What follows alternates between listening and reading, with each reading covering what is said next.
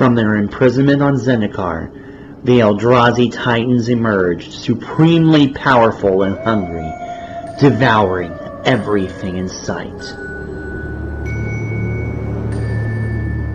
The incredibly ceaseless hunger, the Titan Ulamog remained on Zendikar, in plain sight, continuing his feast upon the lush mana and denizens of the world, while Kozilek was hidden, ultimately revealed when the demon planeswalker Obnixilis pulled him from obscurity to confront the Gatewatch. Meanwhile, the all-powerful Emrakul had left Zendikar and was later drawn to the plane of Innistrad by a vengeful planeswalker, the Hiri, to exact her revenge upon the other planeswalker, Sorin Markov. The Eldrazi are otherworldly creatures from the blind eternities. Of those enigmatic creatures, those three have supreme power and legendary influence. The monstrous devourer Ulamog, the twisting distortionist Kozilek, and the mind-warping Emrakul. And although Ulamog and Kozilek met their final end at the hands of the Gatewatch, Emrakul was forced into imprisonment at the prospect of her power being far too strong to overcome. Colorless Emrakul is a commander deck that's built around Emrakul the Promised End. As of the filming of this video, she is the only version of Emrakul legal in Commander, as Emrakul the Aeons Torn is banned. Now, however, the recent announcements for Magic Online will allow you to play Emrakul the Aeons Torn, and she has a place in many Baral Chief of Compliance decks there. Now, for the purposes of this video, we will discuss the Promised End. And even though she is nowhere near as powerful as her previous incarnation, Emrakul is a powerful and fun commander deck to build around, despite its massive colorless restrictions. As we begin the discussion of the deck, let's talk about the Eldrazi Titans. For the purposes of this video, I'm going to advise you to run Emrakul, the Promised End, as your commander, but you should also run both versions of Kozilek and Ulamog as well. And you could choose any one of them to serve as your commander as well, giving you multiple options for this. Now, however, Emrakul has the power to change games as well as force pressure on your opponents. 2 shots from the Promised End and they're dead. Plus, Emrakul has protection from instants, so most spot removal is pointless. Now, you want to beware of those enchantments and sorceries though, they will take out Emrakul. Kozilek, the Great Distortion, is the weakest of all of the new Titans, but he does have slight evasion with Menace, and he can give you excellent card draw. I would not count on using its discard effects, as most of the time it will not be relevant. Conversely, Kozilek Butcher of Truth is powerful, allowing you card draw, access to the Annihilator mechanic, and it allows you to avoid mill endings as it reshuffles the card and the graveyard into the library. Ulamog with Ceaseless Hunger is the second most powerful. He applies absolute board pressure on cast. He exiles 2 of your 2 permanents, and he will exile 20 cards from the defending player's deck whenever he declares attack. And losing 20 cards 1 strike can be deadly to an opponent. Meanwhile, Ulamog the Infinite Gira is powerful. It has Indestructible, just as its other incarnation does. And it also has the Annihilator mechanic, and similar to the Butcher of Truth, the Reshuffle mechanic. Now, again, use whichever one you like here, but I much prefer using Emrakul. You can affect the casting cost with permanents in your graveyard, so we're going to try to abuse that as much as possible. We will also be making it much easier and cheaper to cast with mana rocks, lands, and other things that will help you reach that Promised End faster. First, let's talk about creatures. Now, I could talk about all the creatures you should use in this deck, but I think I'm going to highlight the ones I fit the best strategy for Emrakul. So let's talk about first mana production. Burnished Heart will not only give you a 2/2 blocker in an artifact creature, but by sacking it for 3 mana, you could search for any 2 basic lands in your deck and put them into play tapped. Now, in the absence of Myriad Landscape in this deck, which you cannot use because unfortunately the basic land type that you're going to have to use in this deck are wastes, and wastes do not have a basic land type, this is a welcome addition. And for the record, Wildfield Scarecrow works similarly, but instead of putting those lands into play, it puts them into your hand. Another advantage to these is that by having them in the graveyard, you instantly have 2 card types, Artifact and Creature, from which to cast Emrakul for 11. Next, we'll discuss fetch creatures. Pilgrim's Eye and Solemn Simulacrum will allow you to search for a basic land, with Solemn putting that land into play and the Eye into your hand. Now, when Solemn dies, it allows for card draw. Similarly, the card Filigree Familiar also enables card draw upon death, and it grants life gain upon enter the battlefield. Now, next let's talk mana production.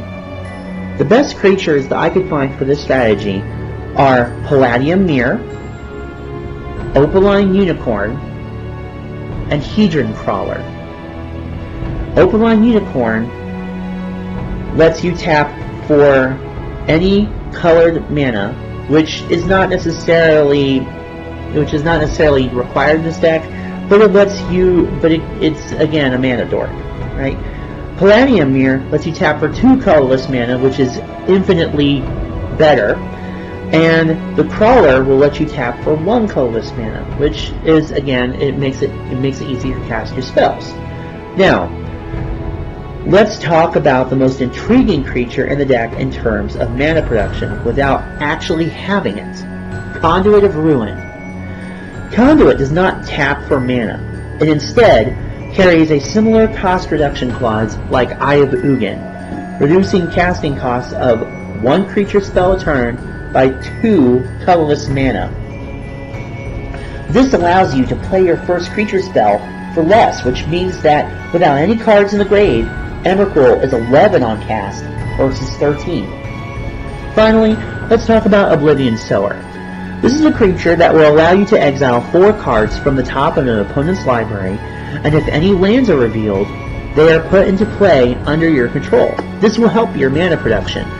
Now, however, even if no lands are exiled, they can still exile 4 cards from an opponent's library, which can still be impactful. Next, let's discuss alternative threats outside of the Eldrazi Titans in Wormcoil Engine, Mere Battlesphere, Duplicate, and Void Winnower. The Wormcoil Engine is an enduring threat that keeps your opponents on edge. The Battlesphere creates tokens to help you defend and also to give an edge in combat. The Duplicate allows you to exile a threat while gaining its strength, and the Winnower hampers your opponent's capabilities not only to block, but to cast spells that are even in casting costs. With the mana production of the deck, you need many mana rocks to help reduce the casting costs of your creatures. With this in mind, Basalt Monolith, Everflowing Chalice, Hedron Archive, Seer's Lantern, Soul Ring, Thought Vessel, Thran Dynamo, and Worn Power Stone are all great for playing your powerful spells for less. Doubling Cube is great for channeling the mana into even more mana. Inspiring Statuary helps you cast your non-artifact spells by tapping artifacts to help reduce casting costs. For example, I recently mentioned Mere Battlesphere, which gives you 5 creatures and enters the battlefield and puts 4 Mere into play. By using Inspiring Statuary, you reduce casting costs by 5. That's really good. Expedition Map and Renegade Map can help you get the land you need to help cast your spells, and Semblance Anvil will allow you to reduce casting costs on the spells with a card type exiled with it. Your mana base is going to be primarily based in wastes, and it is the only basic land type you can use in this deck. Non-basic lands in the deck should be multiple mana producers. Crystal Vein is good, particularly when you use Emrakul, because it adds 3 to your mana pool essentially. 1 in the grave to help casting cost reduction, and 2 to your mana pool, for that turn of course. Eldrazi Temple will give you 2 mana for your Eldrazi spells. Eye of Ugin reduces the casting cost of Eldrazi spells you cast by 2, and allows you to tutor for your more powerful Eldrazi or artifact creature spells. Mage Ring Network has the ability to store storage counters onto it to give you more mana to cast a spell. And Temple of the False God will give you 2 colorless mana to cast spells as long as you control 5 or more lands. Terrain Generator lets you put basic lands into play tapped. And of course the Urza lands, Urza's Mine, Urza's Power Plant, and Urza's Tower will give you 7 mana for all 3 lands into play. Now, the main driving point of the deck is to ramp up to play your huge spaghetti monster. Using your mana rocks helps you get there faster. Having Emrakul as the commander, you get an advantage, because she allows you to cast for less depending on the card types in your grave. So if you turn 1 play consists of Evolving Wilds for wastes, you need 12, not 13, to cast Emrakul. Most of the time you're going to be casting her for around 10 mana, sometimes 9. Depending on your draw, you can throw down Emrakul as soon as turn 6 if you get the right cards. So, what's the best advice when you're playing this deck? First off, stay humble.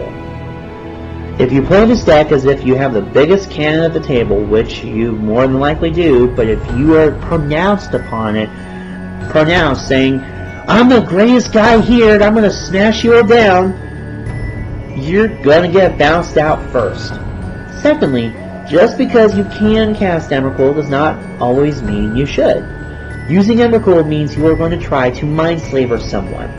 And then now that could be a lot of fun for you, but it's not so much fun for the player you control. Now, if you only have Emrakul on the field and your opponent has 99 1/1 tokens, you can absolutely use their tokens to kill off another, maybe even 2 opponents. But remember, 98 tokens are more than likely coming at you next. Make sure you are evaluating your board state carefully before choosing your target opponent with Emrakul. By the way, if you decide to run Ugin's Nexus in this deck, then you don't have to worry about that. Then, you get the extra turn. Finally, do not be afraid to use your other major threats. Eldrazi are made to be huge threats, and eliminating from the table is always going to be a huge priority, and most of the time people are going to use their removal to get rid of them. Let them. The best part of your deck is watching your opponents as they are forced to deal with a much bigger, worse threat than the one they just spent their best removal getting rid of. So what did you guys think of this deck tech? I have actually built this deck and played it, and it's actually it can be a lot of fun. But like I said, it's also one of those things that you also have to be very strategic about, very careful about doing. Alright? Do you see this as a deck that you might be interested in playing? I need to know what you're thinking. So make sure to let me know in the comments below.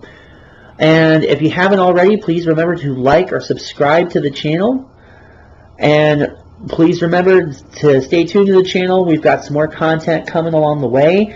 And as always, I just want to thank you all for being the best audience in the world.